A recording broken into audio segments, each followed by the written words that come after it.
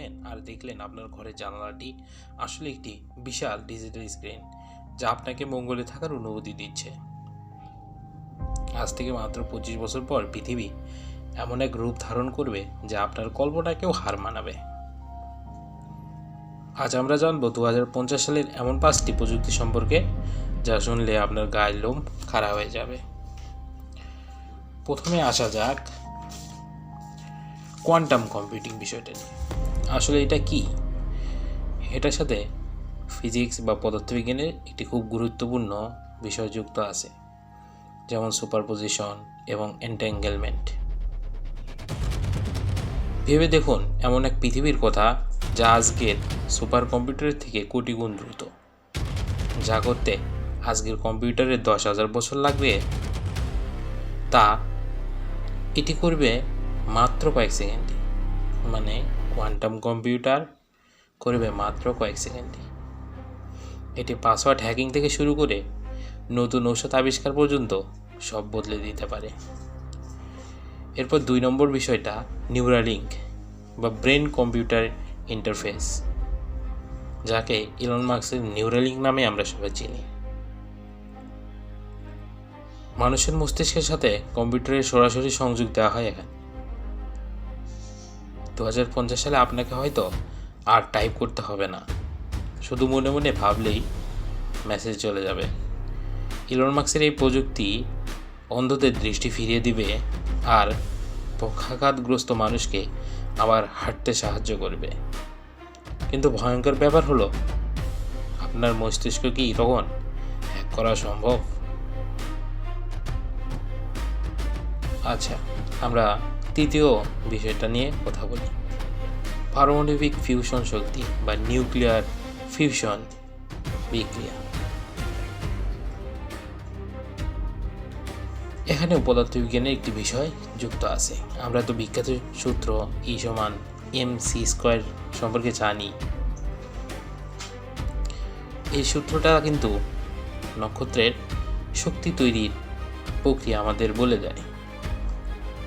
পৃথিবীর বুকে কৃত্রিম সূর্য, হ্যাঁ, বিজ্ঞানীরা এমন এক শক্তি তৈরি পথে যা কখনো শেষ হবে না। কোনো দূষণ নেই কোনো তেজস্ক্রিয় বজ্রের ভয়। 1 গ্লাস পানি দিয়ে একটি পুরো শহর 1 বছর চালানো সম্ভব হবে। আর এটা সম্ভব পারমাণবিক ফিউশন শক্তির দ্বারায়। এরপর আমরা চতুর্থ শক্তি নিয়ে কথা বলবো, মেটাভার্স বা পূর্ণাঙ্গ ভার্চুয়াল রিয়েলিটি, ফুল ডাইভ VR, অর্থাৎ ডিজিটাল দুনিয়ায় সশরীরে উপস্থিত থাকার অনুভূতি। আপনি ঘরে বসে থাকবেন কিন্তু অনুভব করবেন আপনি মঙ্গল গ্রহে হাঁটছেন। 2050 সালের ভার্চুয়াল আর রিয়েল দুনিয়ার পার্থক্য মুছে যাবে হয়তো। মানুষ ডিজিটাল দুনিয়ায় জমি কিনবে, অফিস করবে, এমনকি বিয়েও করবে। আচ্ছা, আমরা আজকে শেষ এবং পঞ্চম বিষয়টা নিয়ে কথা বলি, ন্যানো রোবটস ইন মেডিসিন বা ন্যানোবটস। রক্তকণিকার চেয়েও ছোট এই সকল রোবট, অর্থাৎ এমন এক অদৃশ্য সৈন্যবাহিনী যা আপনার শরীরের ভেতর ঢুকে ক্যান্সার কোষ খুঁজে ধ্বংস করবে। কোনো সার্জারি ছাড়াই হার্টের ব্লক পরিষ্কার করে দিবে এই ক্ষুদ্র রোবটগুলো। মানুষের গড় আয়ু পৌঁছে যাবে 100 বছরের উপরে।